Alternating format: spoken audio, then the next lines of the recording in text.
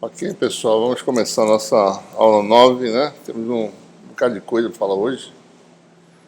Continuando aí, a gente está olhando, examinando nos diferentes sistemas, né? Quais são as funções que surgem como solução da equação de Laplace, né? Usando a técnica de separação de variáveis, como falamos anteriormente, com essa técnica, algumas das equações diferenciais geram funções ortogonais, né? Espaço de funções, que a gente pode expandir outras funções em termos dessas funções, né? Então, especificamente na aula de hoje, a gente vai falar, a gente falou em coordenadas cartesianas, de 3 dimensões, né? Cilíndricas em 2 dimensões, vou falar agora em esféricas em 3 dimensões.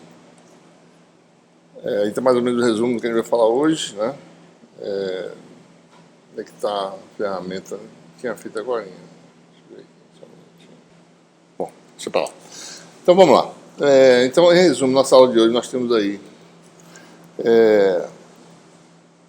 a gente vai falar, em geral, né, sobre separação de variáveis em coordenadas esféricas, né, e vão aparecer como solução natural, né, tipo de solução específica, são os polinômios de Legendre.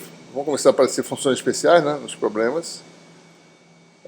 E algumas coisas a gente vai discutir, uma delas é importante, a função inversa desempenha um papel importante na eletrostática, né? Ela aparece como denominador, como fator, né, da função exponencial, né? Então, expandi-la é uma forma de você obter funções de Green em coordenadas esféricas, né? Vai discutir depois também. Vamos falar sobre os polinômios associados, harmônicos esféricos e o teorema da adição, que é a generalização dessa expansão aqui, certo? Referências para essa aula, né? Mais detalhes de cálculo a gente pode encontrar nas notas de E982, endereço, nessas aulas aqui. Livro do Jackson, essas sessões, 3.1, 2, 3, 5 e 6. E o capítulo 2 do AFC, que trata também sobre harmônicos esféricos, polinômios de Legendre, etc. Muito bem, em coordenadas esféricas, né, nós temos, em geral, a gente quer resolver essa equação Laplace, né, usando a expressão para o nabla em esférico, nabla 2, laplaciano, você tem esse tipo de equação diferencial, né? Agora você tem um pouco diferente aqui, né, tem R2, DDR, né, em cartesiana derivada segunda em relação ao argumento, aqui tem um DDR, R2 dividido pelo R2, né, e aparecem esses termos aqui. Esse termo aqui pode fazer um cálculozinho e mostrar que ele é dessa forma, é uma forma alternativa de escrevê-lo. Vocês podem fazer essas continhas, né? Eu sugiro que vocês façam algumas dessas contas para realmente certificar que está correto, né? Então, derivada segunda do produto Rφ, né? Então, como esse termo é derivada segunda de Rφ, a gente propõe-se uma solução produto, né, em que Rφ é fatorado como produto de 3 funções de uma variável, né? Certo?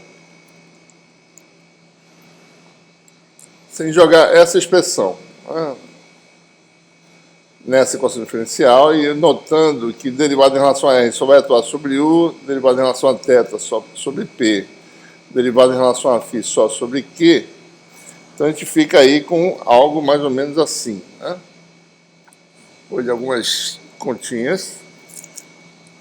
E a gente sempre tenta colocar na forma em que você separa um pedaço da equação em termos de um grupo de variáveis e o outro pedaço em termos de outro grupo de variáveis, né? Nesse caso aqui, você separou a parte que depende de Rθ de um lado, né, e separou a parte que depende de φ do outro. E mais uma vez o mesmo argumento sempre. Se isso aqui é uma função de θ e Rθ, e essa função de φ, elas são iguais, qualquer que seja R, θ e φ, né, só tem uma possibilidade. Ou ambas são nulas, certo? É uma possibilidade, né? Vai ter um caso muito particular, de um caso muito específico que pode existir, né, mas é pouco encontrado, né? Uma possibilidade, ambas nulas, né? Essa a gente não vai comentar, pode tentar ver. Por exemplo, se ambas forem nulas, você tem derivada segura de Q igual a zero, e você teria a solução para Q da forma função linear, né? Tá? Se você tem todo o domínio de variação de φ, ok? Todo o domínio de variação de φ, essa função linear, observe que em φ igual a zero vale B, em φ igual a 2π vale B mais 2πa. Tá? Então, essa função linear, como o potencial só tem um valor em cada ponto de espaço, se você der uma volta completa, o potencial não pode mudar de valor. Então, esse termo não estaria presente, você teria no máximo que uma constante, né? Então, nós teríamos essa situação, certo? Então, essa é uma possibilidade, né, que a gente vai explorar. Então, para todo o domínio de variação de φ, né, essa função linear aqui, certo?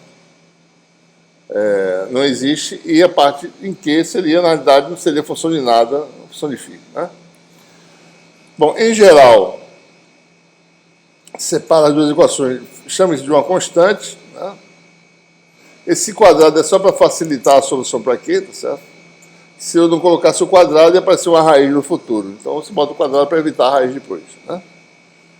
M é um parâmetro, daí a gente obtém para Q essa equação diferencial, que a gente já se deparou com ela, né? Equação do tipo M sendo real, né? Lembre-se que nossas funções potencial são funções reais, né? Então, M sendo real. Então, a solução, né, geralmente é dessa forma aqui, seno, cosseno ou exponencial complexo. E, mais uma vez, para você ter o domínio todo de 0 a 2π, para a função Q se repetir, essas funções têm de ser periódicas de período 2π. Isso só acontece se M for um número inteiro. Tá? Se M for um número real qualquer, pode repetir dependendo de quantas voltas você dá, certo? Mas não quando você der múltiplo de uma volta. Então, a única possibilidade realmente de você repetir a função, ou seja, a função tem que ser a mesma no mesmo ponto de espaço. Então, você tem que ter esse tipo de combinação. Tá? A gente vai analisar isso adiante, porque a gente vai considerar inicialmente o caso. Né? Eu vou escrever aqui, mas depois a gente vai analisar com calma a presença dessa parte aqui. Certo? Voltando para a parte radial e polar, que é essa parte aqui, né? Separando, deu M2. M, a gente sabe que é inteiro para poder envolver todo o domínio em φ. Então, nós temos essa equação diferencial para R θ, e mais uma vez, ela foi fatorada de forma que eu separei uma parte só radial, uma parte só em θ. Né? Novamente, mesmo argumento. Né? Ambos os termos, sendo dependentes de variáveis distintas, têm de ser constantes. Certo? Isso constante. Né? E isso constante. Okay? Daí nós temos aí uma nova constante de separação, né? Bom, é claro que o pessoal que trabalhou com essas equações, né, eles quebraram a cabeça bastante para saber como escrever essa constante. E por isso que eles escreveram a constante desse jeito aqui, né? Podia ser qualquer constante, podia ser alfa ao quadrado, certo? Mas já para economizar tempo, depois de muito trabalho, você escreve desse jeito, que é a mesma coisa escrever como alfa ao quadrado. Esse L vai ter um significado depois, por isso que foi escrito desse jeito aqui. Tá? Você tem aí duas equações diferenciais, isoladas agora, né? Chamou isso de LL mais 1. Tá? Essa equação é a derivada segunda menos LL mais 1 U sobre R2 igual a zero, uma equação diferencial, e a outra é essa equação diferencial que depende de dois parâmetros. Né? Uma ficou dependente só de L, né? Certo? Observe, a radial só depende de L. Tá? A outra equação, isso aqui vale L mais 1, né? Então, rearranjando, você fica com algo desse tipo, né? E a gente vai mexer nela já já. Primeiro vamos resolver essa aqui, que é mais fácil. Tá? E tem essa técnica de Frobenius, né? Em que você assume que a função incógnita é uma potência de R ou uma série de potências de R. Né? No caso da parte radial, baixa um termo, como no caso que a gente fez lá em cilíndricas. Né? basta um termo, uma potência única de R. Se você jogar aqui, né, eu vou fazer rapidinho aqui, a conta, né, D2U, DR2, menos L mais U, mais 1, né, sobre R2 vezes U igual a zero, assumindo U da forma R elevado a alfa com alfa ser obtido, né? Então, a derivada de U da alfa é R elevado a alfa menos 1. Derivada segunda da alfa menos 1, R elevado a alfa menos 2, né? Certo? Eu posso multiplicar tudo por R2, tira esse termo daqui, bota aqui, fica mais fácil, tá certo? De poder perceber, né? R2 derivada segunda, então você vai ficar com R2 vezes isso, da R elevado a alfa. Ele vai ficar alfa menos 1, R elevado a alfa, menos LL mais 1,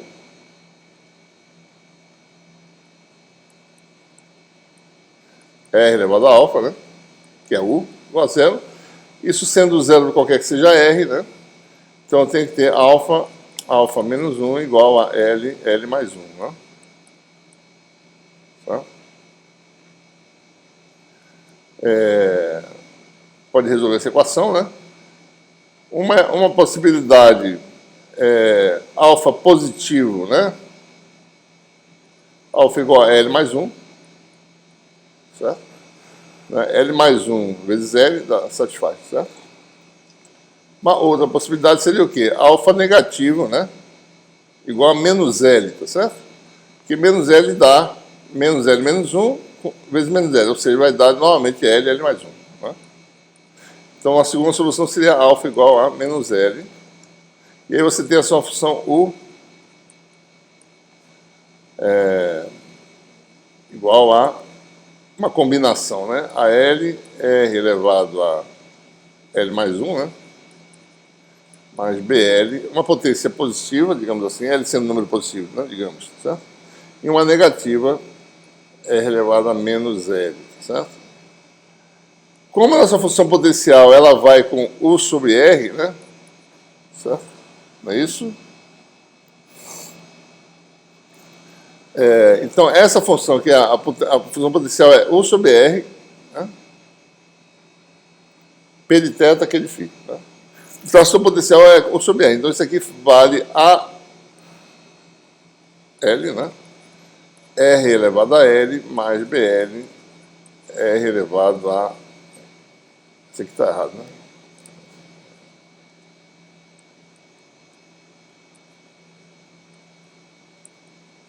Menos L mais 1. Né? Isso é o resultado final, digamos assim. Não é, não, só exato. Eu estou dizendo que o potencial ele varia com isso aqui, né? Exata. Não é aproximação, não. No fim, não é aproximação.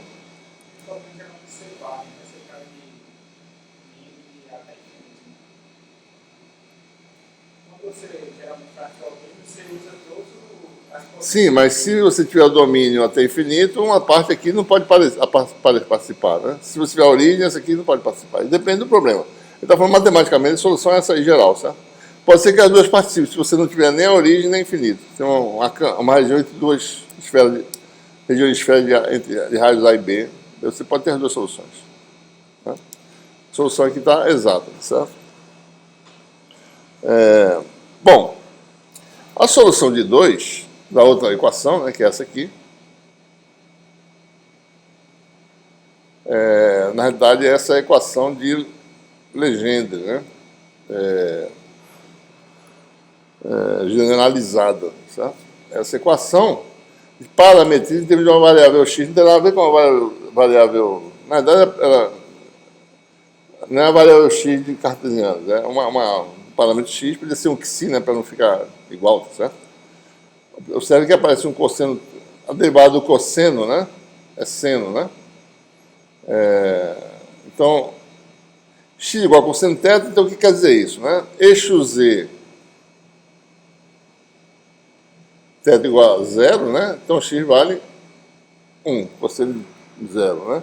Eixo menos z, θ vale π, e o x vale menos 1. Né? Então, o domínio que vai de 0 a π vai mudar agora, né, para x valendo de menos 1 a 1. Né? Sentido crescente aí, certo? Cosseno de θ igual a x, seno de θ1 menos x2 é sempre positivo, tá certo? Lembrando, né, em coordenadas esféricas, o θ é sempre de 0 a π, o seno é sempre positivo. Então, a raiz quadrada é mais aqui mesmo, tá certo? Não tem nenhum problema entre a raiz quadrada aqui. Tá?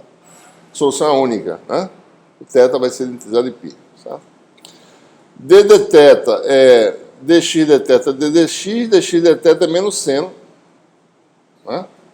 E aí você tira o d dx, por exemplo, né? d dx passa para o outro lado, menos 1 sobre seno de θ, d de θ, né? Então, observe a equação diferencial, né? Isso aqui é menos d dx, essa parte aqui, né?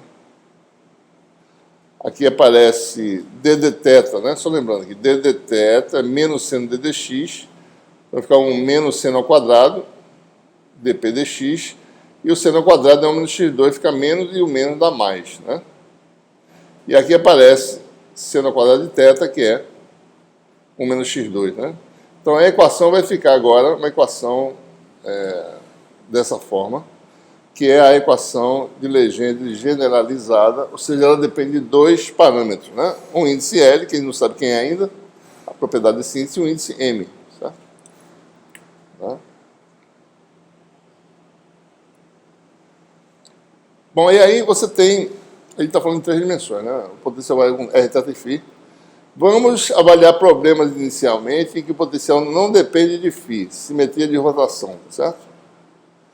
A gente depois vê que problemas são esses, mas suponha que a gente saiba, a priori, que o potencial depende só de Rθ, né?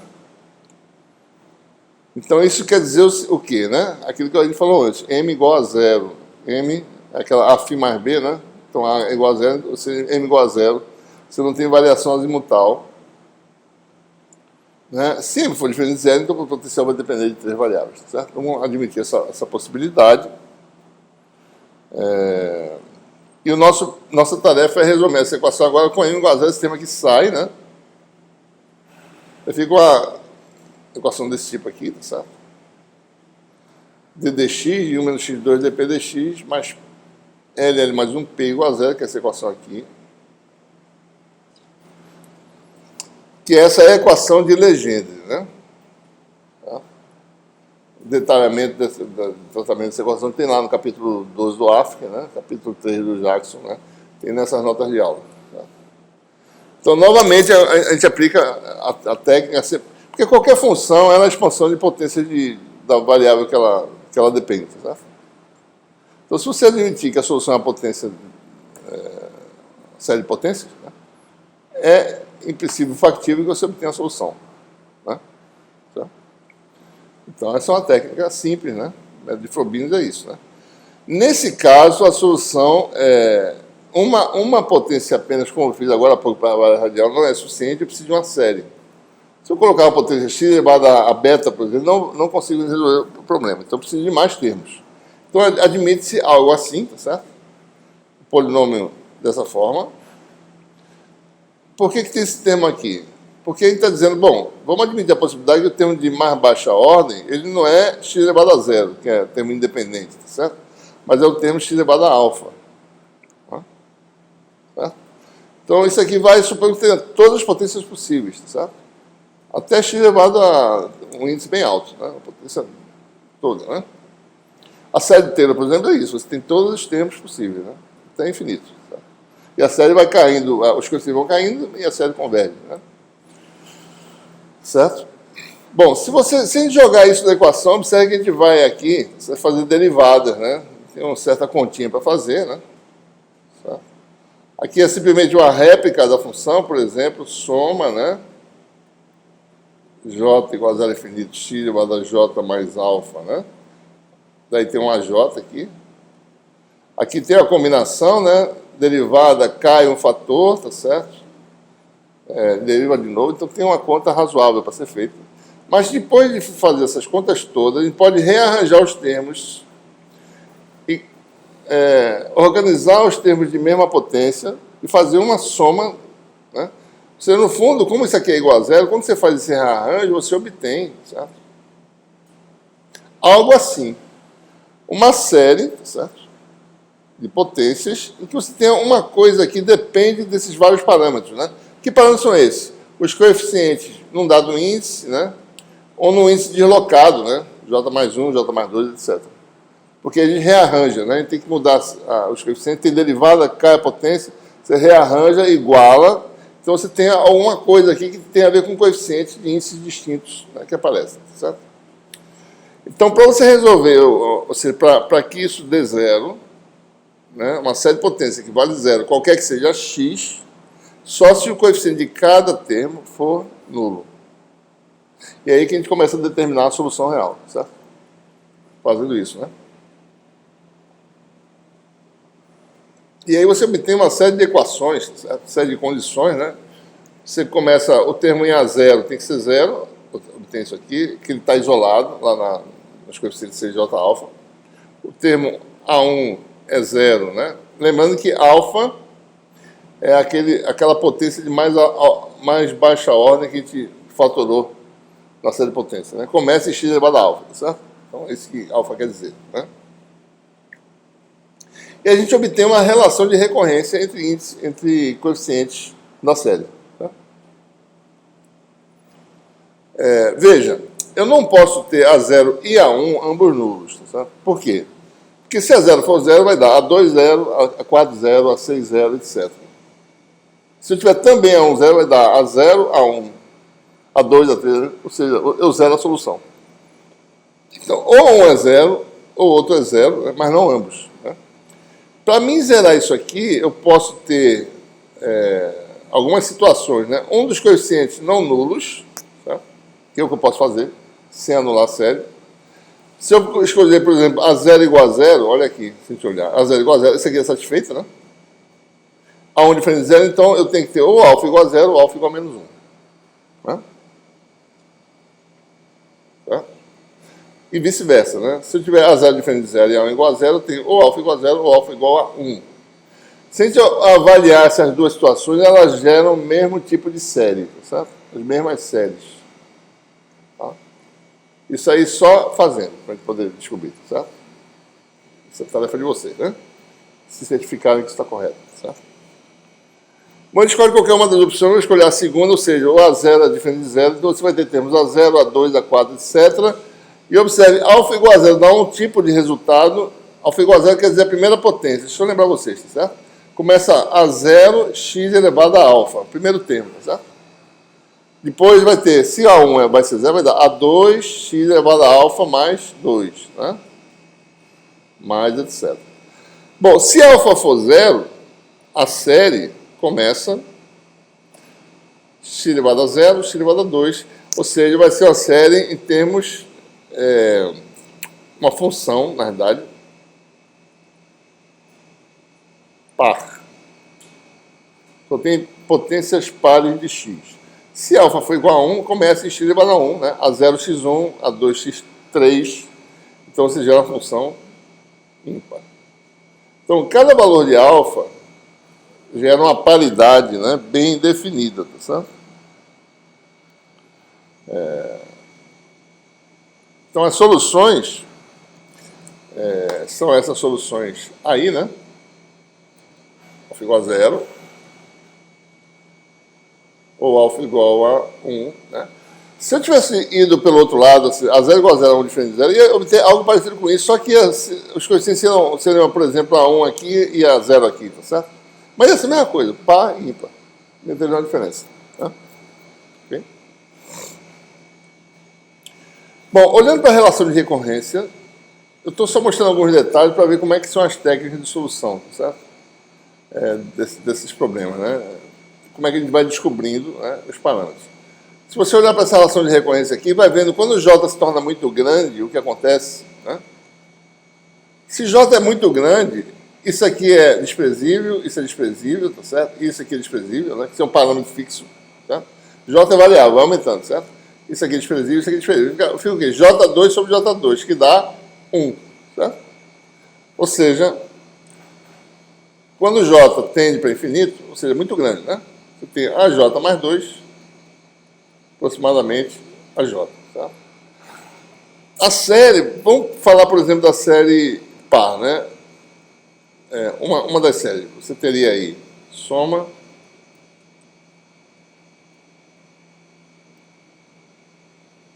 você tem par, tá certo? A 0, a 2, a 4, a 6, a 8, né? Por exemplo, em x igual a 1, isso aqui vai dar quanto? X igual a 1 é θ igual a 0. P de 1 vai dar soma par, né? É infinito. E a J, né? Até um certo ponto, certo? Isso aqui dá um valor constante. Por exemplo, se eu somar até um índice K, certo? Isso aqui vai dar soma em J par, botar assim, até um índice K e a J. Depois de um certo tempo, depois de um certo número de termos, os termos começam a ser iguais, certo? Porque quando J é muito grande, o termo seguinte é igual ao anterior. Então eu vou botar o Késimo mais 2 termos em evidência, então você fica a soma de quem? K mais 2 é infinito de quem? Par, né? Do fator 1. Tá? Que dá quanto? Infinito. Então, porque o AJ mais 2 é praticamente igual a J depois de um certo número de termos, né? Essa série vai divergir em x igual a 1 e a mesma coisa em x igual a menos 1. Ou seja, no eixo Z, no eixo menos Z. Fisicamente, nosso problema não tem que divergir. Ele converge, certo? Então, só tem uma possibilidade, né? Da gente evitar que a série divida. Qual seria?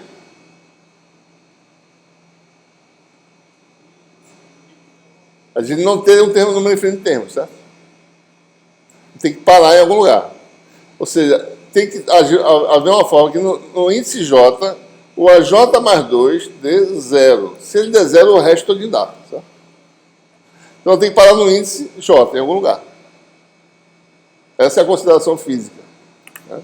Que a turma da matemática, usando a sua filosofia, faz, né? Então, descobre assim, certo?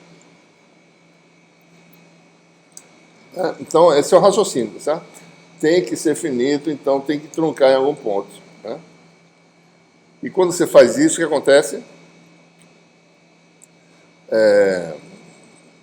Então, isso aqui é importante, né? Número finito de termos, a coisa mais importante dessa análise. Já fiz essa análise aqui, tá certo? Então, para me truncar, eu tenho que fazer isso aqui igual a 0, né? Você obtém essa equação aqui. L, lembre-se, J é um número inteiro, certo? Alfa é inteiro, é 0 a 1. Né? Então, J é inteiro. L a gente não sabe quem é só um parâmetro. Não sabe se é real, certo? Se é inteiro, não sabe nada. Agora a gente vai descobrir. Bom, se alfa igual a 0, a solução é... Alfa igual a 0, né? A possibilidade. J mais 1 igual a L mais 1. J igual a L. Como J é positivo, né? J igual a L. Ou seja, L é inteiro. Conclusão é essa, certo? Tá? Você tem essa solução aqui. Outra coisa, né? Alfa igual a 0 é a solução de potências pares. Então, o termo, o polinômio vai parar onde não é J-ésimo índice, ou seja, no L-ésimo índice, né? Que veio da constante de separação. Né? Se alfa igual a 1, você obtém uma outra solução, J igual a L menos 1. Como o J é par, se vocês observarem, o índice é sempre par aqui, né? A potência aqui pode ser par ou ímpar, né? Por causa do alfa, certo? Então, como o J é par, é porque L tem que ser ímpar. Você tem, na verdade, J igual a... isso aqui vai dar ímpar... exatamente.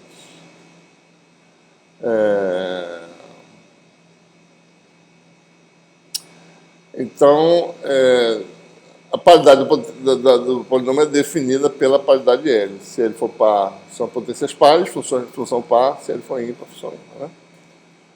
Bom, aqui eu estou mostrando um exemplo mais ou menos um tipo de polinômio que só tem dois termos, tá certo? Que daria algo assim, né? E esses polinômios são, digamos assim, normalizados tal que PL de 1 vale 1. Né? Tá? E tem uma coeficientezinha aqui que não tem importância o valor dele. Né? Ele normaliza ele, porque essas funções a gente vai multiplicar por uma constante, tá certo? Para obter a solução depois e determinar essa constante das condições de contorno. Tá? Então, essa constante aqui não tem importância agora, eu posso usar qualquer coisa. Eu vou definir essas funções, tá certo? Como a gente define seno e cosseno, tem valor máximo e mínimo 1, né? Esses polinômios de Legendre, né, vão ser definidos todos com PL igual a 1, e aí a gente calcula zero para isso. Nesse caso específico, o P2 tem essa forma aqui, né? Eu tenho aqui alguns polinômios, tá certo? A gente vai começar a mostrar isso aqui um pouquinho nas nossas simulações, né? Tem alguns polinômios aqui, tá certo? De Legendre, né? O polinômio P0 é a função constante. Alfa igual a zero, só tem o primeiro termo, que é x elevado a zero, certo? Função constante que dá 1, né? Para x igual a 1 dá 1. Função linear, tá certo? Que é o cosseno de θ. Né? Função quadrática. E assim por diante. Né? E você tem aí uma cacetada de polinômios, né, que você pode fazer, tá certo?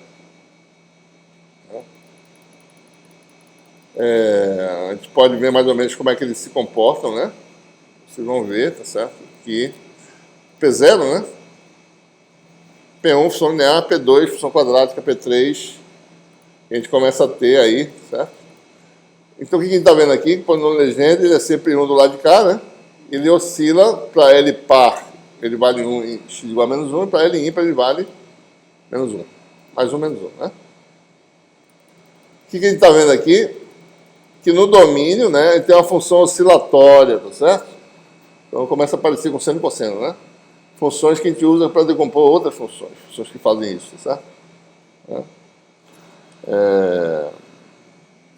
Nós temos aí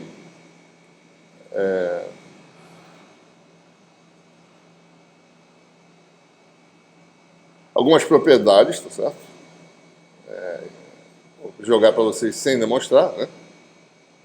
Inclusive, essa forma de Rodrigues dá um trabalho danado para demonstrar, tá certo? Se vocês forem procurar, né?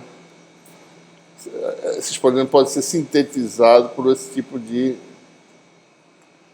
derivada Lésima aqui, né? 1 sobre 2L fatorial é Lésima derivada do x2 menos 1 elevado a L. Tá? Esses polinômios têm propriedade de ortogonalidade. Tá? Isso aí vem da teoria de equações diferenciais. Né? Os operadores hermitianos geram como solução, certo? Funções ortogonais no domínio dessas funções. Certo? Esses polinômios não são normalizados. Observe que o produto escalar aqui seria, né, PL e PL', não são normalizados. Né? São funções reais, não são normalizados. Então isso aqui não dá 1, dá esse fator aqui. Certo? 2 sobre 2 era mais 1. Ele pode fazer expansão de funções no domínio x entre menos 1 e 1, né? Usando essa propriedade de ortogonalidade. Se você tem uma função, você expande, né? Nos vários possíveis polinômios de Legendre, tá certo? Faz o quê? Aplica para o escalar em ambos os membros, como a gente falou na aula anterior. Né? A gente vai isolar um termo só, porque os polinômios são ortogonais. Você rapidamente calcula o coeficiente. Né? Eu fiz aqui um produto escalar, né? Ambos os membros, ou seja, integração desse tipo aqui, tá certo?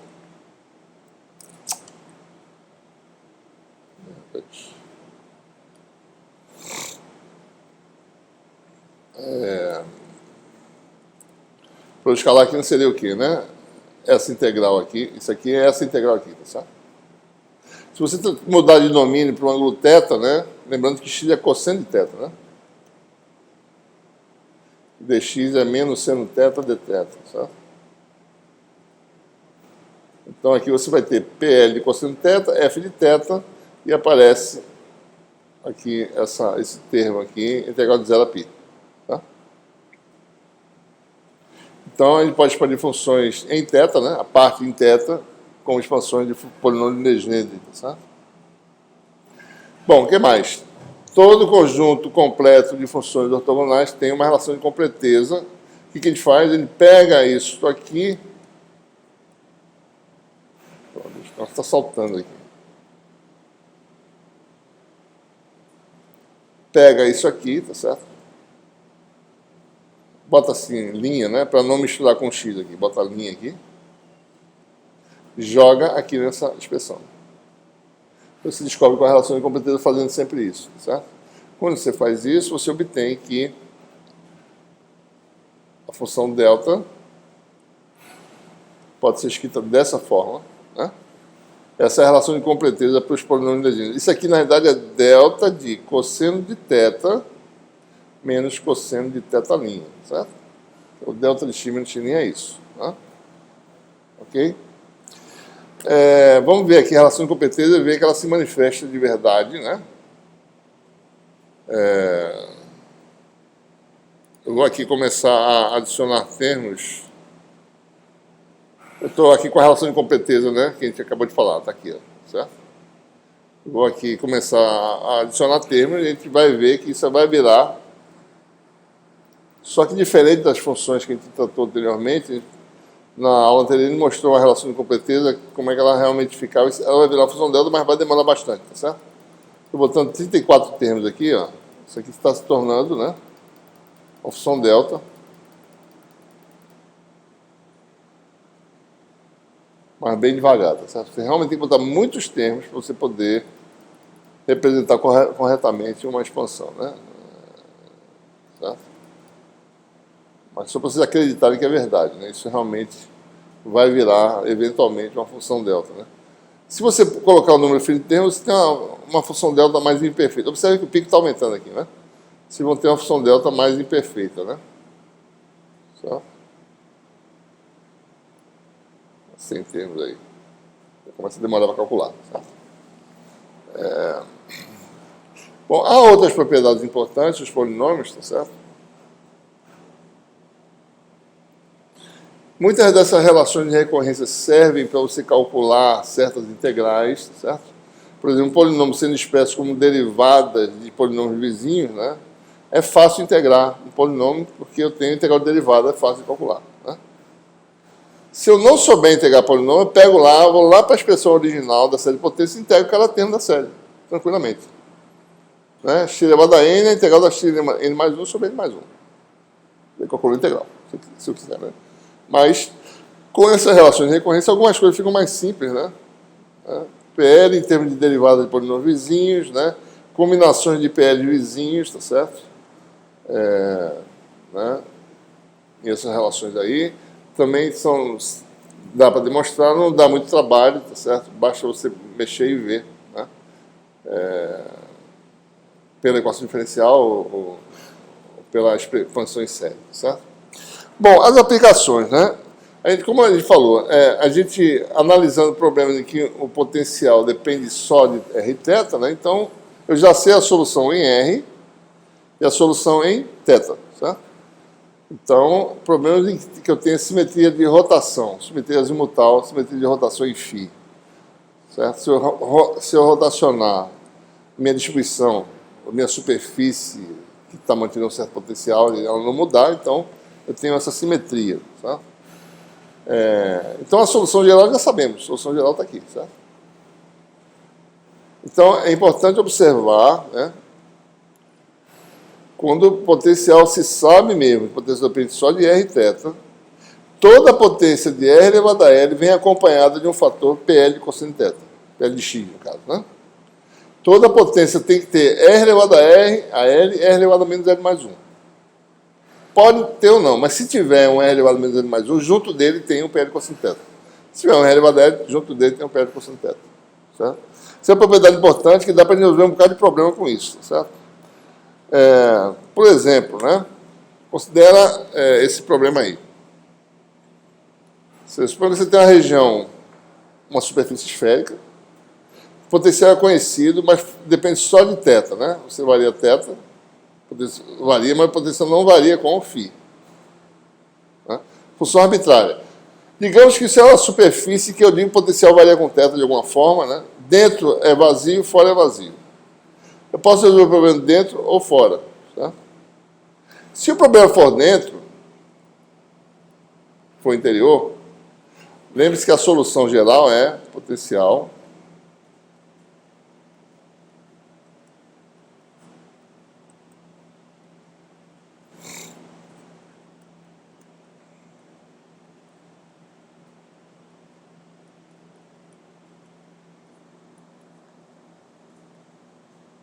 Se a minha solução é problema interior, na região R menor ou igual a A, então, como não há singularidade, BL vai dar 0. Né?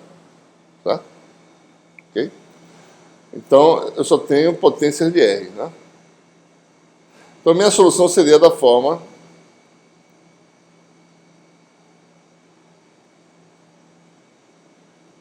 Desculpa.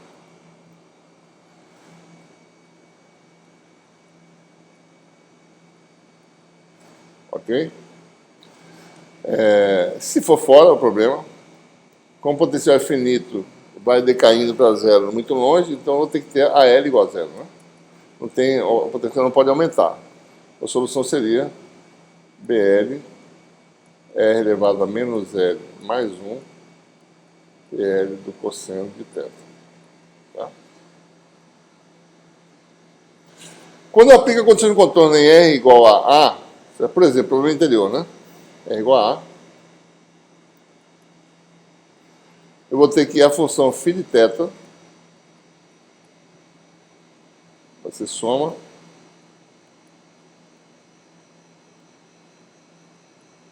A elevado a L, né? PL de cosseno de θ. E quando eu uso a ortogonalidade, faço produto escalar em ambos os membros, eu tenho PL, produto escalar com φ, ortogonalidade, né? PL com PL', né? Vai dar 2 sobre 2L mais 1, né? Usando já A elevado a L, né? Então, o AL vai ser o quê? 2L mais 1 sobre 2.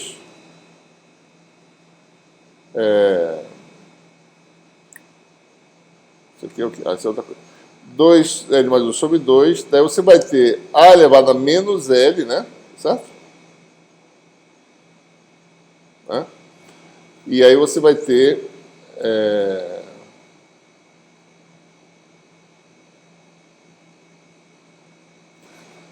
esse produto escalar, né? Fazer assim para economizar aqui, tá certo? Quando eu jogo de volta lá na expressão, o que vai acontecer?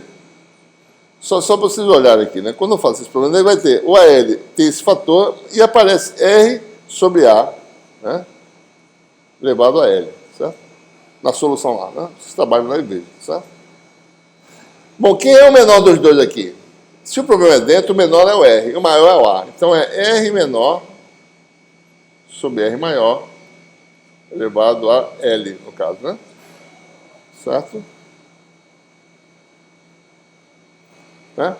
Então, o fator que aparece é o menor dos dois entre R e A sobre o maior dos dois entre R e A elevado a L. Certo? Né?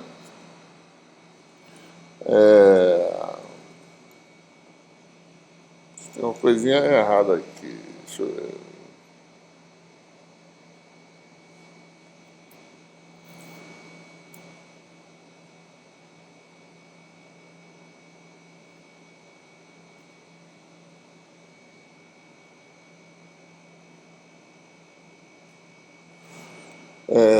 Ou seja, observando isso, tá certo? Se eu tivesse do lado de fora, ia ter o fator inverso. Ia ter A em cima e R embaixo. Certo? Então, essa solução pode ser sempre escrita ou dentro ou fora, dessa forma aqui. Ó. Como dentro é potência de L, né, e fora é potência de L mais 1, no fundo, a solução vai ser sempre escrita desse jeito. O menor dos dois elevado a L e o maior dos dois embaixo elevado a L mais 1. Por quê? Porque essa solução aqui é a solução dentro. Essa aqui é a solução fora, certo? Okay? Né? Então, ou é uma ou é outra, certo? Pode sempre escrever desse jeito, porque, veja, eu sempre posso escrever, porque uma das duas é constante, tá certo? Constante vezes constante dá constante. Então, vai ser uma constante R elevado a L, num caso, outra constante R elevado a menos L mais 1 no outro caso. Então, eu sempre posso escrever a solução desse jeito aqui. Tá? Mostrei um exemplo que acontece dentro lá, né? Ficou R elevado a L sobre A, né? No outro caso, daria A sobre R elevado a L mais 1, a outra solução, se eu fizesse, tá certo? Então, essa é a solução geral. Se eu escrever desse jeito aqui, daí eu tenho a solução final, o coeficiente dado por isso aqui. Tá? Observe, nesse exemplo que eu fiz aqui no quadro negro, eu não fiz isso aqui. Eu mostrei como esse fator ia aparecer, certo? Eu estou reescrevendo, então, a solução desse jeito e mostrando. Bom, aplicando a condição de contorno R igual a dentro ou fora, certo? Eu obtenho a forma final do coeficiente, certo? Parece um azinho aqui, ó. Tá? Bom, exemplo simples, né? Dois hemisférios mantidos a potenciais distintos, certo? Esse problema tem uma solução fechada, né? Uma solução séria e também é uma solução fechada. Né? O potencial depende de r θ, né? A função φ de x é uma função desse tipo aqui, né?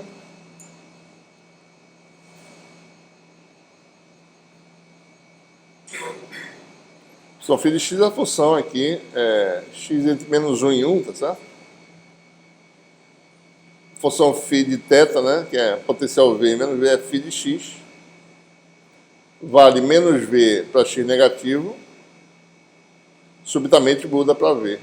Você olha isso como uma função, tá? Para ser decomposta nessa expansão. Não é para você calcular separadamente, aqui vai ser V, deixa eu ver quanto é que dá o resultado. Aqui não. Olha isso como uma função como um todo, tá certo? Uma função que muda de sinal. Tá? Expandir essa função, né? Então, o que nós temos de fazer é integrar, tá certo? Quebrar a integral em duas, né? Você quer para o escalar, né? Menos 1 vezes PL de x, mais o potencial no resto, 1 vezes PL de x, vezes V, né? V está aqui fora, certo? Olha, paridade da função. Se L for par, essa composição dá zero, porque PL de menos x igual a PL de x, isso aqui cancela, dá zero. Só tem resultado se for L ímpar, né? E aí você tem aí uma integral, né? Que a gente usa a relação de recorrência que a gente acabou de comentar. Integral do PL, certo? Tem aquela relaçãozinha de recorrência, derivadas dos vizinhos, né? Integral disso é fácil, fácil calcular lá o coeficiente. Tá? Então, por isso que dá esse resultado aqui. A dificuldade é calcular esse PL de zero, certo? Parece simples, mas é uma conta desse tamanho para se calcular. Tá? Dá isso aqui, tá? Detalhe está na nota de áudio. Vocês façam as contas, certo? Vocês iam passar a aula todo dia fazendo essa conta aqui, não perder muito tempo, né? Então, o PL de zero, observe que L é ímpar, né? Então L menos 1 é par, certo? Se fosse índice ímpar, P de zero dá zero, porque a função é ímpar, cruza na origem, certo? Acabou de ver aqui, né? As funções ímpar cruzam na origem, certo? As pares não. Tem um valor aqui que é difícil prever quem é, né? Dá esse valor aqui, né? Dá esse outro aqui, tá certo? E vai variando, né? Deixa eu ver aqui um mais simples aqui.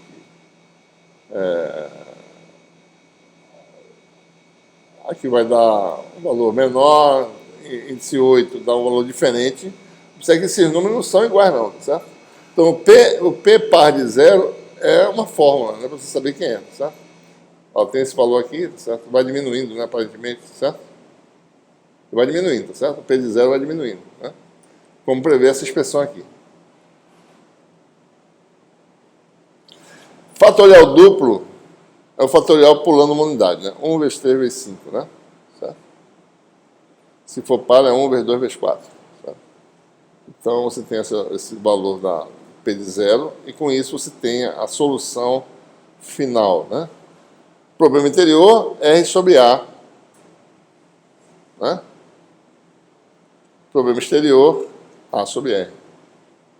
Observe a diferença aqui da potência. 2K mais 1, 2K mais 2. Certo? Porque é R elevado a L mais 1 no denominador. Aqui é R elevado a L no numerador. Daí aqui tem uma potência a mais do que aqui. Certo? Aqui tem uma potência a mais do que essa. Tá? Essa é a solução geral. Né?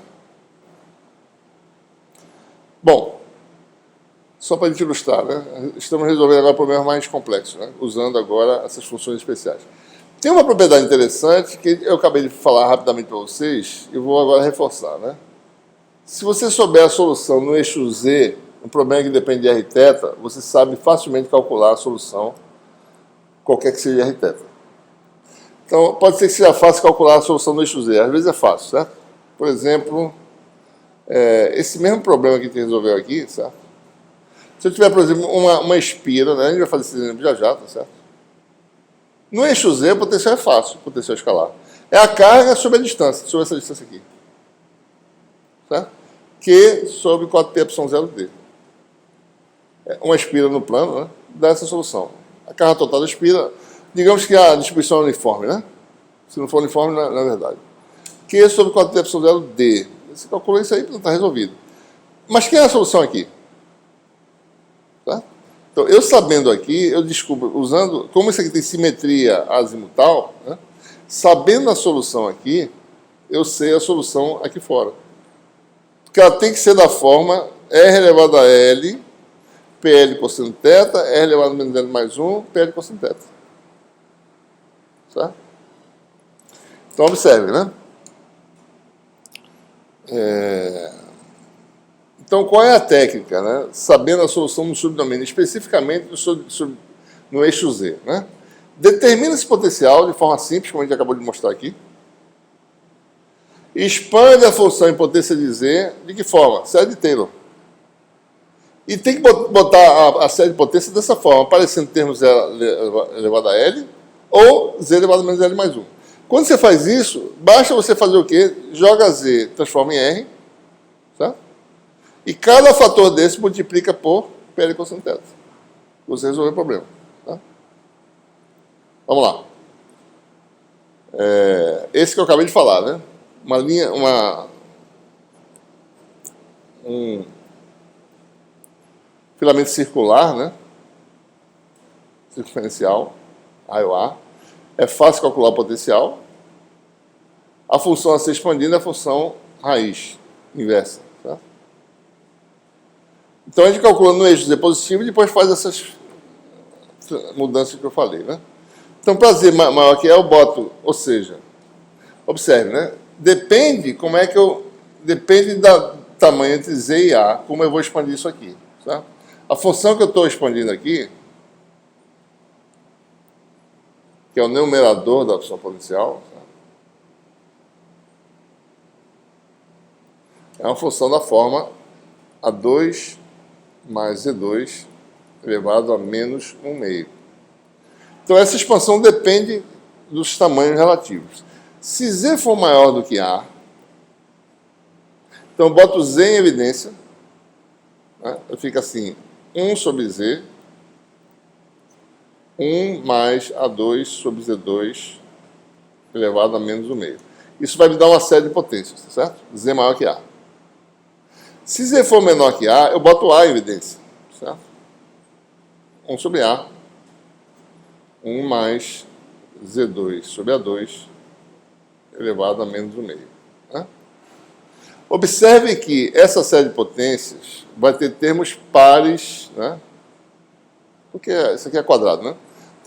Vai ter termos lineares nesse parâmetro, mas esse parâmetro é quadrático, então vai ter termos pares, né? Então vai aparecer, eventualmente, um Z embaixo, certo? Que vai ser aquele Z elevado a L mais 1, né? Embaixo. Tá?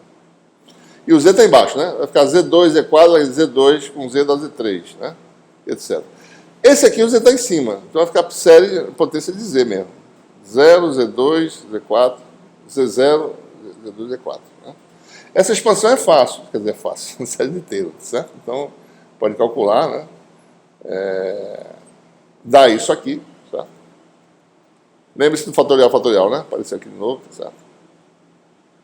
Então, eu estou fazendo só um exemplo de Z maior que A, né? Mas resolvendo isso aqui, eu resolvo outro, certo? Então, isso aqui dá uma potência A sobre Z elevado a 2K. Lembre-se que tem esse Z junto, né? Vai ficar o quê? A elevado a 2K sobre Z elevado a 2K mais 1. Certo? Pronto, resolvi essa potência. Agora eu faço o quê? Z em R.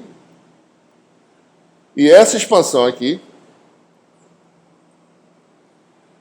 né? Eu junto PL cosseno de θ.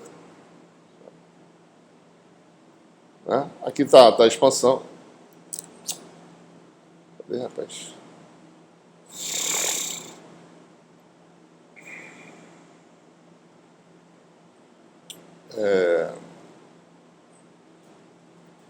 Né? Só o caso R maior que A, tá certo? Então você vai ter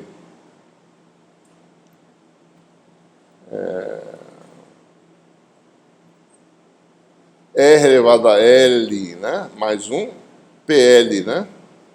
2K, tá? O L é o 2K aqui no caso. Tem essa solução geral. Sobre as soluções Z, obtive a solução geral. Se for R menor que A, então vai ser a mesma coisa, né? A gente já sabe aqui, tá certo? Então espera que seja R em cima e A embaixo. Só isso. Observe, né? Esse tipo de situação, isso aí no fundo é a equação de Poisson, né? Quem está resolvendo. Porque tem uma linha de carga que tem carga na região. Certo? Equação de Poisson em que a distribuição é a função delta, né? Que depende. É 0, 0, de repente aparece uma distribuição de carga e depois desaparece, certo? Então nós temos uma singularidade no potencial aí, tá certo? Observe que essas expressões são diferentes. Né? Elas são iguais em R igual a A, certo? Se eu for calcular aqui, em R igual a isso aqui dá igual a isso, certo? Mas tem descontinuidade derivada, tem problema de descontinuidade derivada, certo? Porque não é a mesma expressão. Só daria derivada contínua se fosse a mesma expressão em dois casos. Tá?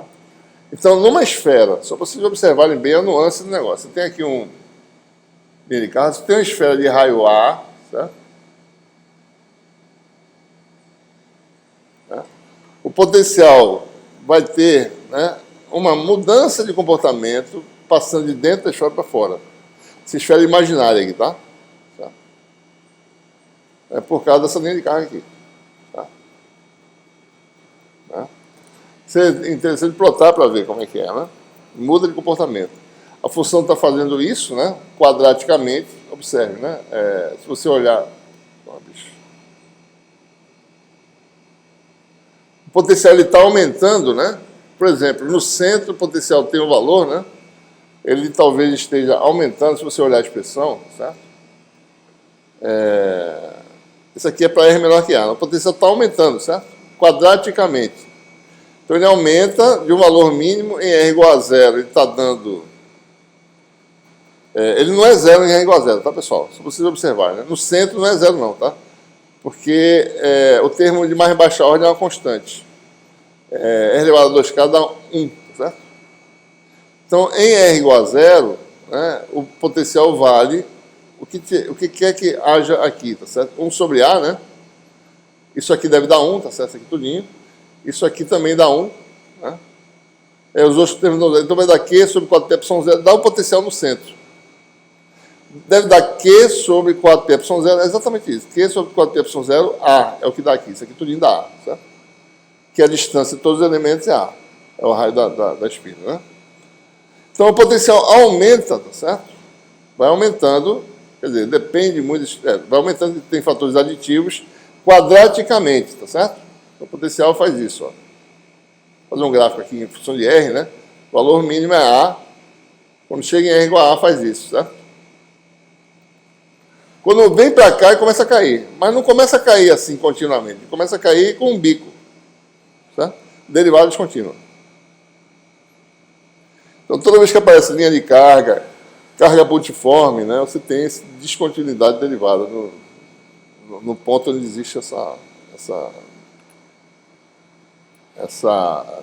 descontinuidade de carga, né? Bom, outras coisas importantes que a gente pode usar polinômio de Legendre, né, é fazer expansões de funções. Em particular, a função inversa desempenha um papel importante, porque ela é um pedaço de uma função de Green. A gente falou isso anteriormente. Tá? A função de Green é isso, né, por exemplo, mais uma outra função que tem Laplaciano nulo. Tá? O Laplaciano disso aqui é menos 4π, por exemplo. Né? A função inversa aparece no denominador da expressão potencial numa região aberta, por exemplo. Certo? Então, expandir essa função em funções ortogonais é interessante. Tá? Então, mais uma vez, né, nós temos aí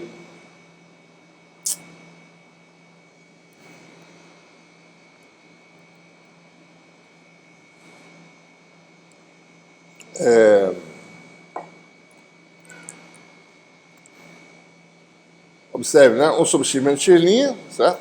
Tem um ângulo gama entre esses vetores. O que a gente faz? A gente usa essa técnica que a gente acabou de discutir, né?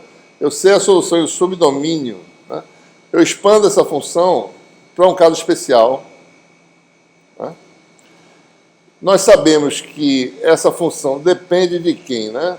Por exemplo, se considerar um parâmetro fixo, depende de R e do ângulo gama. Cosseno do ângulo, né? Cosseno gama. Cosseno teta, no caso. Eu posso fazer assim se eu quiser. Eu posso dizer que isso aqui é o eixo Z, isso aqui é um vetor variável expandido em termos de R' e teta, certo? Tetalinha. Né? Então, essa expansão sendo única, tem que ser polinômio legente, porque isso aqui tem, como depende só de um ângulo, não depende do ângulo, né? Se eu rodar isso aqui mantendo gama constante, né? Só para vocês observarem bem, certo? A nuance aqui. Tem um vetor, né? Pego outro vetor e rodo num cone, certo? A distância é sempre a mesma. 1 sobre x menos x é módulo, né? Então, eu tenho simetria azimutal. Então, uma expansão que eu for obter deve ser expansão cartesiana clássica, canônica clássica, que a gente fez agora há pouco, né? Então, primeiro, o que eu faço? Eu pego, alinho os dois vetores, originalmente. Se eu pego x', boto alinhado com x, isso se transforma 1 sobre r menos r', certo? Se eu botar os dois alinhados, né? O módulo vai ser esse tamanho menos r' módulo. Né? A distância vai ser isso aqui, certo? Que é r menos r' em módulo. Expande a função, certo? Mesma coisa, né? Se um argumento for menor que o outro, por exemplo, se r' for menor que r, né? Bota r em evidência. Expande isso aqui. Se r' for maior que r, fatora r', ou menos r sobre r'. A expansão dessa função é fácil, né? A expansão de... Observe, né? Isso aqui está sempre correto. Né? O módulo é exatamente isso, tá certo? Então, observe. Só para completar aqui, né? Embaixo é sempre o maior dos dois, tá certo? E a razão é o menor sobre o maior, né? Menor e maior é ou R ou R'. Depende de quem for, certo? Ora, a expansão dessa função, tá certo? É a PG, né? 1 sobre 1 mais epsilon, né? Soma, no caso é 1 menos epsilon, né? No caso.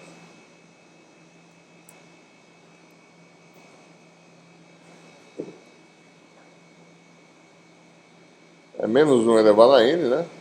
Epsilon elevado a n, certo? Expansão dessa, quando o epsilon é menor que 1, né? Isso é multiplicado, certo? A gente vê que vai dar 1 o resultado. Né?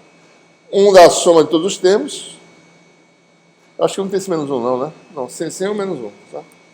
Se fosse mais, aqui teria o menos 1. Quando é menos, não tem esse menos 1 aqui. É simplesmente uma série simples, fatores unitários, né? Basta multiplicar, só fazer aqui rapidinho. Isso aqui vai dar, multiplicando vai dar o produto 1 menos epsilon vezes a soma da soma em epsilon elevado a n, menos soma em epsilon elevado a n mais 1, né? Você separa aqui os termos iguais, tá certo? Sobra o primeiro termo, n igual a 0. Né? A soma disso aqui vai dar 1, certo? E cancela todos os outros, fica só 1. 1 é o único termo que tem nesse que não tem nesse aqui. Né? Os outras potências são iguais. Então, com essa expansão, você tem aí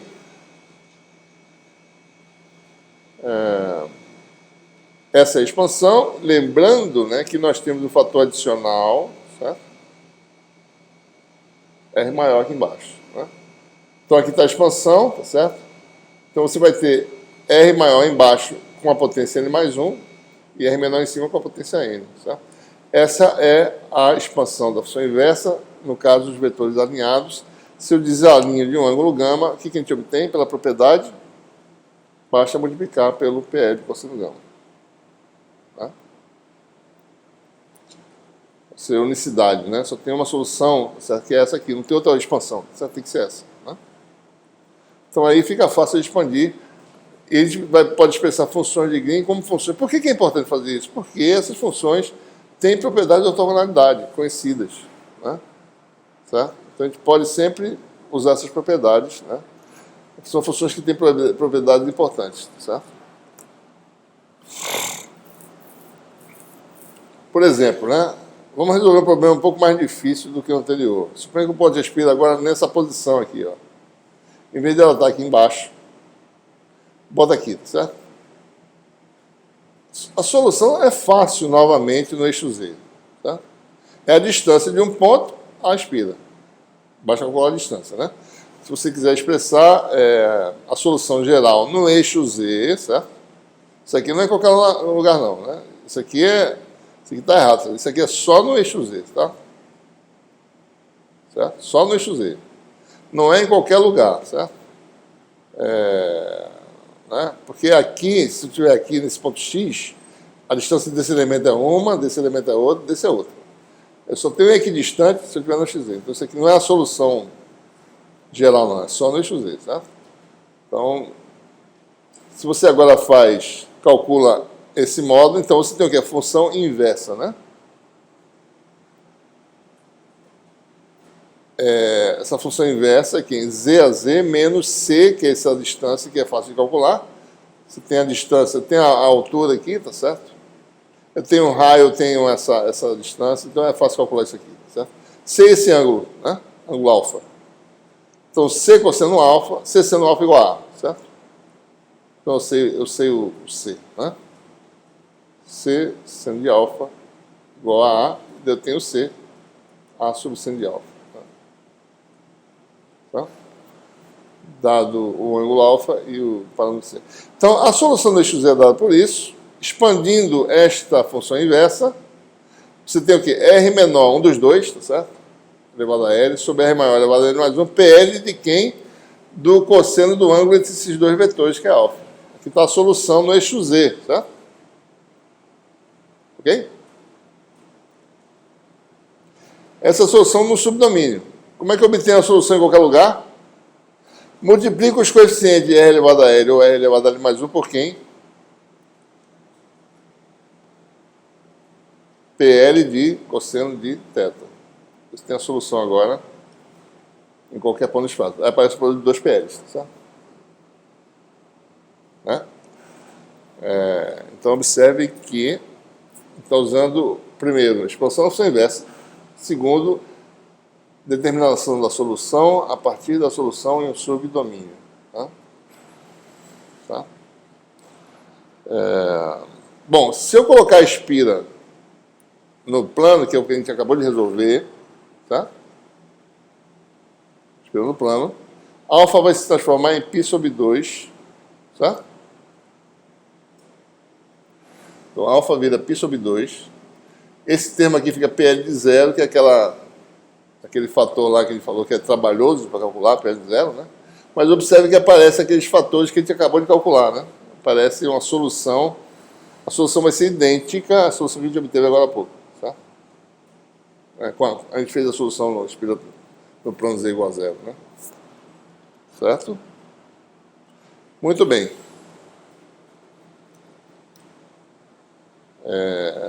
Bom, e o que acontece quando m difere de 0, né? Aí você tem os chamados polinômios associados de legenda, né? Também são, usando a mesma técnica, né? Método de Frobenius, joga a potência de x, agora você tem dois índices que aparecem, tá certo? O que se demonstra é que L continua sendo um número inteiro e os valores possíveis de m são entre menos L e L, certo? Em mecânica quântica, essas funções aparecem, né? Solução da equação da onda, tá? E aparece lá, né? Número quântico L, número quântico momento orbital, né? Número quântico M, que assume valores em menos L e L, tá? Então, isso mais uma vez é para ver convergência da série, né? O M só assume valores inteiros. Tem formas para você determinar esses polinômios, tá certo? Não é muito importante a gente saber essas coisas, mas saber que são funções, né? Como seno e cosseno, funções que têm valores e propriedades, tá certo? A gente pode usar isso eventualmente, essas coisas, né? Mas é importante saber usar essa função em expansões, tá? Observe que essa equação diferencial depende do quadrado de m, né? Então, se eu mudar o sinal, o PL de menos M vai ser parecido, vai ser a venda de um fator de escala igual ao PL de M. Tá? Porque a equação de PL de M é quadrado. Mudando o sinal, não muda a equação, é a mesma equação. Né? Então, existe aí uma conexão entre os polinômios. Tá? Tem várias propriedades de ortogonalidade, né? A gente só vai mostrar essas expressões, não vai usar assim especificamente. A gente vai usar o polinômio associado de Legendre como etapa intermediária, né? Para a função mais importante que são os harmônicos esféricos. Né? Mas só estou aqui colocando algumas propriedades. Né? Expansão de funções. Aí tem uma peculiaridade importante. Tá certo? Uma função no domínio, né? X, tá certo? X é θ, né? Cosseno de θ. Entre menos 1 e 1, né? Eu posso expandir essa função em termos de polinômio de Legendre, né? Certo? Associados. Mas observe que para cada m eu tenho uma expansão diferente. Tenho várias expansões. Tá? Com o polinômio de Legendre natural, eu só tenho uma expansão, né? M igual a 0. Mas eu tenho outras expansões para m's distintos. M's entre menos L e L. Para cada valor de m eu tenho uma expansão diferente. Eu tenho a mesma função expandida de formas diferentes, usando polinômios associados. Tá? Isso é uma coisa interessante, né? Ou seja, bases diferentes de funções ortogonais. Tá? Cada conjunto desse, para cada um dado m, é um conjunto completo, né, de funções ortogonais que eu posso expandir. Tá? Bom, veja que a passagem por polinômio associado foi rápida porque eu estou interessado mais nessas funções aqui, que são as funções mais gerais. Né? Observe que o polinômio Legendre associado ele não é normalizado. Né? Observe que o produto escalar deles, né? Para cada m, tá certo? Bola, bicho. Não é normalizado, tá certo? Né? Assim por diante. Bom, então é mais conveniente definir essas funções harmônicos esféricos observando as relações de ortogonalidade, né? Essa é dos polinômios associados, que dá esse fator aqui, complicado aqui, tá certo?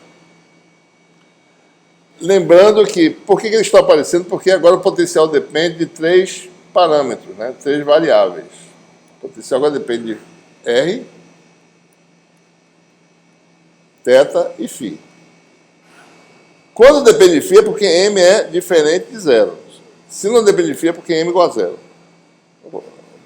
É o número quântico azimutal aqui, esse número, esse índice, né? Então, observe que as funções radiais são R elevado a L, não depende de M. R elevado a menos L mais 1. As funções de θ agora são polinômios associados, P de L e M. E as funções em φ são funções do tipo exponenciais complexas, do tipo exponencial de mais ou menos J m φ, ou seno e cosseno, certo? É mais conveniente usar funções complexas porque fica a propriedade mais bem definida. Ele poderia usar seno e cosseno. Na verdade, vai se perguntar por que a gente está usando exponencial complexo se o potencial é uma função real, né? Certo? Mas é porque, com as funções complexas, fica mais fácil definir as propriedades de ortogonalidade. Certo? E elas vão sempre se combinar de forma que a função dê uma função real. Né? Vai ter sempre aos pares conjugados. Certo? Então, notando essas propriedades de ortogonalidade, polinômio associado tem essa propriedade aqui. E as funções complexas têm essa propriedade de ortogonalidade. Tá? A gente define, né, essa função de 2 variáveis, chamado harmônico esférico de ordem Lm. Tá? Com um fator na frente, de forma que o produto escalar dê, né, produto escalar de 2 dessas dê 1 se os índices forem iguais. Ou seja, observe que o dx está aqui, né? E o dφ está aqui. Isso aqui, na realidade, é d ômega, seno θ, dθ, dφ. Então, os harmônicos esféricos formam um conjunto completo de funções ortogonais, né, que são definidos dessa forma, certo? Eles são complexos, né? Porque tem tem uma exponencial complexa lá. Tá? E eles têm essa relação de ortogonalidade agora unitária, fica mais fácil de trabalhar, certo? E a gente agora faz produto escalar no espaço de funções, nas variáveis angulares agora, certo? É algo desse tipo aqui, né? Isso aqui é seno θ, dθ, dφ, diferencial de ângulo sólido, né? E você tem aí, você pode então expandir uma função, certo? Em termos de harmônicos esféricos, né? Certo? O que a gente faz? Formalmente, né? Produto escalar em ambos os membros. E você tem o coeficiente. Isso aqui, na realidade, é essa integral aqui, né? Uma integral desse tipo. É YLM conjugado, né? Produto escalar y com a função f vezes f, né? Que é esse produto escalar, né? Então, é fácil você expandir funções agora, certo? No espaço angular, né? Relação de completeza é essa aqui. Isso aqui é x menos x', certo? Então, é mais uma vez isso aqui. Se a gente for fazer... N igual a 0. Acho que está faltando um índice aqui, tá certo? Isso aqui é a soma dupla, tá, pessoal? M... Aqui teria um fator antes, soma em... Deixa eu botar aqui. Relação de completeza. Vamos ver, né? Como é que seria, tá certo? Pega isso aqui, essa expressão, tá certo? Vou botar aqui, ó. Só para saber, né? ALM é integral de ômega, linha, tá certo? De YLM conjugado, tetalinha, filinha, F de tetalinha, filinha, né? Eu jogo na expansão, vamos descobrir qual é a relação aqui, tá certo? F de θ φ, soma de L igual a 0 a infinito, soma em M igual a menos L a L, disso aqui, né? Vezes YLM. Então vai dar integral de ômega linha, vai ficar YLM conjugado F de tetalinha filinha, daí aparece o YLM aqui, certo? Mas na variável θ φ, né? Certo? Então, quando eu faço isso e troco a posição da integral, vai ficar integral da soma dupla, né? Integral de ômega linha, da soma dupla, de quem?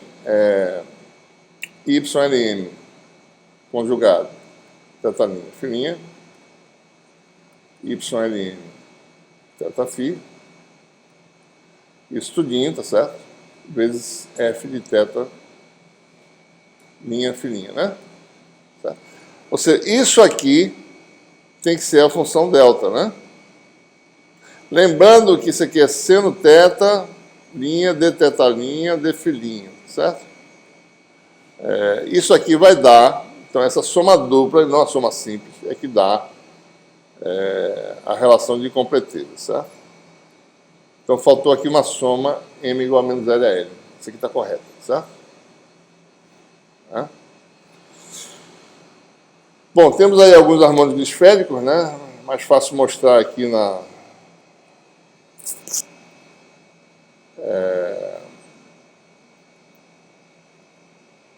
que temos polinômios associados, não mostrei, né? Os polinômios quem são, tá certo? Deixa eu ver se dá para mostrar aqui. Bom, está aparecendo agora, né? L igual a 1, tá certo? L igual a 2, menos 1, 0 e 1, né? Observe que eles são bem... Aparece aqui cosseno, né? Isso aqui é cosseno vezes seno, né? O polínômio legêndio só tem cosseno, certo? É sempre potência de cosseno, potência de x, né? O associado não, aparece seno e cosseno misturado. Seno está aqui e cosseno está aqui, certo? Né? Só cosseno, né? E aparece potências, né? Ímpares que dá seno, né? Aliás, 1 menos x2 raiz aqui dá seno. Deixa eu botar aqui, aparece aqui, ó, seno, certo? Essas aqui são sempre cosseno, né? Aqui tem mais ou menos o jeitão desse polinômio que ele não viu, né? Vou mostrar só os polinômios legêndios como é que eles são, porque eles são funções de uma variável, né? Certo? Tem esses aspectos bem diferentes, né? alguns desses polinômios, ou seja, são funções oscilatórias de novo, né? Certo? Bom, harmônicos esféricos nós temos aí agora alguns, né? Esse está calculando sem fatorar, né? Eita.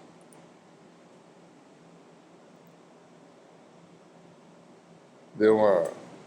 Não aguentou, certo? Não aguentou a quantidade de computação aqui, ó. Abortes. Deixa eu ver se eu consigo calcular alguma coisa, acho que não, né? Calcula. Deixa eu ver se ele faz aqui. Agora, notebook. Deixa eu fechar aqui e abrir de novo, certo? Deixa eu abrir de novo aqui pra gente ver. Eu quero mostrar algumas coisas aqui. Onde é que tá?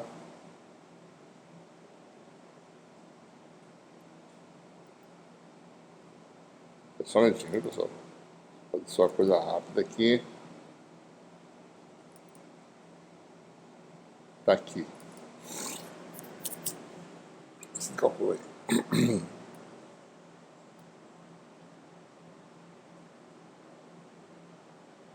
Deixa eu ver se ele calcula aqui. Calculando, né? Associados, né? Harmônicos esféricos, vamos ver se ele faz aqui direitinho. Deixa eu botar aqui um índice de 2. O L foi feito de forma que só varia de... Pronto, deixa eu botar aqui um valor. Ele não está calculando, né? Eu estou tirando... Eu quero que ele bote o número racional para a gente ver aqui, sabe? Racionalizado. Ele não está fazendo, né? Está dando um bugzinho, não sei porquê. Está dando...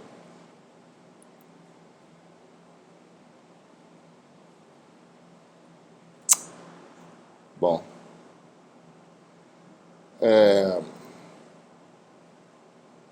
Sei lá, acho que ele vai... Bom, eu vou mostrar alguns...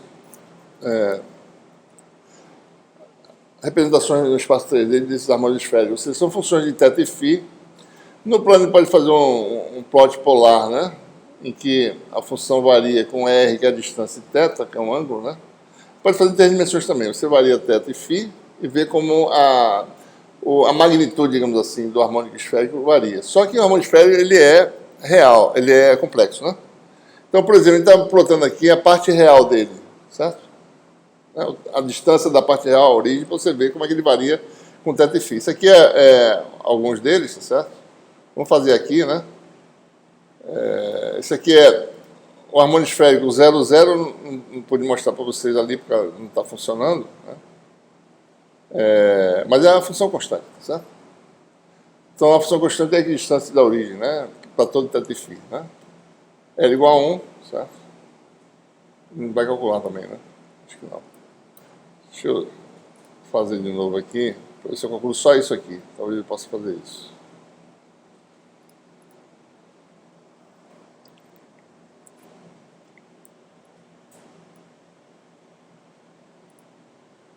Se ele faz só essa parte aqui, talvez ele possa fazer. Deixa eu ver. Porque o problema é que está rodando muita coisa ao mesmo tempo, né? Gravação de tela, tá certo? Junto com isso, está exigindo muita CPU, né? Assim, quase 2 horas de gravação de vídeo é pesado, né? Bom, deixa eu ver se eu mostro aqui. Se eu consigo mostrar. Esse cálculo realmente é pesado, certo? Eu vou mostrar essas coisas. Pronto, ele vai calcular aqui. Harmônico Y1, 0, né? Y1, 1. Isso aí é a parte real só, né? Podia calcular a parte imaginária também, tá certo? E é o módulo da parte imaginária, o módulo da parte real. Para ver como é que varia com θ e φ. Φ é isso aqui, ó. E θ é essa variação aqui, tá certo?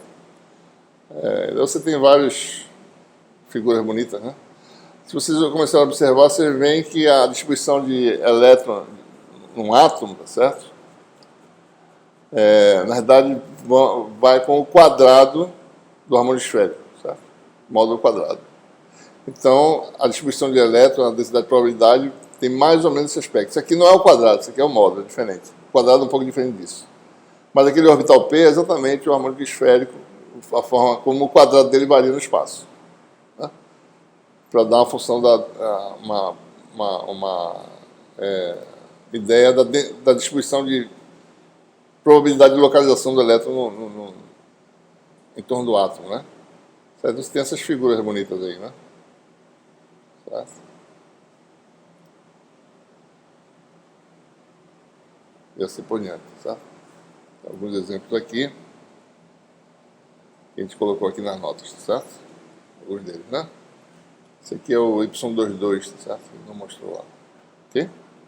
Bom, para concluir essa aula, nós vamos só generalizar. Bom, a equação de Laplace, qual é a solução geral, né? Agora em 3 variáveis, você tem o quê? Essa solução aqui, certo? De forma bem simples, né? As expressões são desse tamanho, mas de forma simplificada é isso aqui, com propriedades conhecidas dessas funções, né? Potência de R, função angular, que é um harmônico esférico. O problema é que não depende de φ, aparece aqui só o polinômio legenda e a soma só em L, certo? Bom, concluindo, teorema da adição, né? O teorema da adição, na realidade, é a generalização da expansão da função inversa. Te mostrou, né, que isso aqui era dado por essa expressão, em que gama é um ângulo entre os vetores x e x', né? Mas isso aí está em termos de um ângulo específico entre eles, né? Se você tem 2 vetores, tá certo? Aqui dão os vetores, né? X subtende um ângulo θ polar, x' é um ângulo θ', né? O ângulo azimutal de x é φ'. A gente quer expandir nessas variáveis, né? São as variáveis no domínio que a gente está trabalhando, certo? Então, a gente pode expandir, mostrar, tá certo? Também é uma demonstração que é meio trabalhosa. Então, nas notas de aula, nas outras notas de aula, nas referências, só vou mencionar porque a gente vai usar esse resultado, não vai ficar demonstrando isso, certo? Que o PL, que é o fator importante que aparece aqui, ele pode ser expandido em termos das variáveis angulares do problema, certo? E com isso nós temos a generalização da expansão da função inversa, né? Certo? Agora, em termos das variáveis angulares que aparecem aqui no problema. Em vez de usar o ângulo gama, que é algo genérico entre os vetores, a gente usa as variáveis que a gente precisa usar para trabalhar com o problema, certo? Então, eu vou precisar disso por quê? Porque, às vezes, eu vou ter uma geometria que está expressa em termos desses ângulos aqui, certo? As funções na fronteira dependem desses ângulos. Então, a gente tem que expandir a função inversa em termos dos ângulos que aparecem aqui, tá? Então, essa é a forma geral. O teorema da adição é, na realidade, essa expressão aqui. A expansão da função inversa, né? Aparece isso aqui. É simples, né? Porque aparece 2 harmônicos esféricos em ângulos diferentes, nos seus ângulos respectivos, e aparece sempre aquele fator de sempre, né? Aqui na frente, tá? Observe que é fácil calcular o cosseno de gama, né? Só para vocês terem uma ideia, PL de cosseno de gama é PL disso aqui, ó. Cosseno de gama é o produto escalar dos versores que estão nessas direções, tá? Né? A componente Z do versor aqui é cosseno θ'. A componente Z desse versor é cosseno θ. Então aparece cosseno θ, cosseno θ'. A componente X desse versor, que está aqui, é seno θ, cosseno φ. A desse é seno θ', seno φ'. Por isso que aparece esse termo aqui. Então, cosseno gama, na realidade, é isso aqui, certo? E quando você expande PL de cosseno de gama, vai dar isso aqui tudinho. Por isso que aparecem esses ângulos aqui, né? Todinhos. Isso é fatorado desse jeito. Certo? Ok? Bom. Acho que é mais ou menos isso que a gente tinha para falar hoje, né? Segunda temos prova, né? É isso? Ou não? Dia 18, né? De setembro.